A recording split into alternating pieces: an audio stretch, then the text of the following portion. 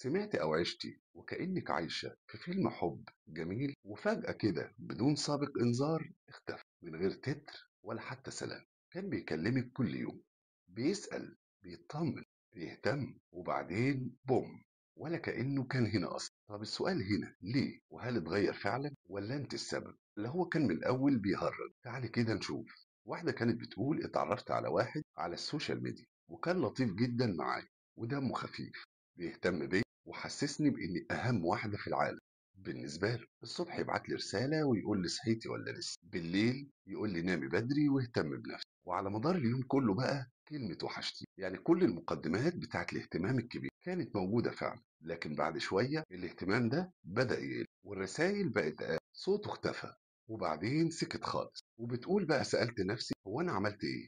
وده سؤال بيأذي أي واحدة نفسيا. دي ما فيهاش كلام، دي حكايتها ببساطة، بس ما خدتش بالها من ثلاث أسباب مهمين جدا، لأن وارد جدا إن يكون بعد لسبب من الثلاث أسباب اللي هقولها أو حتى كلهم، مش هتفرق. أول سبب هنا إن الراجل ده كان بيدور على إحساس مش على علاقة، يعني كان محتاج حد يهتم بيه، حد يملى فراغه وحياته، إنما مش عايز يدخل في علاقة حقيقية. وأول ما الإحساس ده اتشبع عنده قرر إنه يبعد، وده مش علشان أنت وحش أبدا، إنما كمان علشان هو تايه.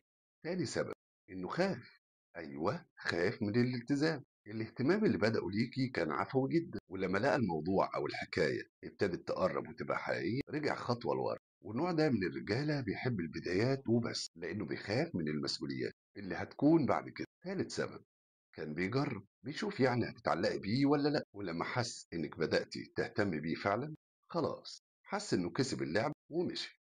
والنوع ده بيحب الاحساس بالسيطرة مش العلاقة نفسها.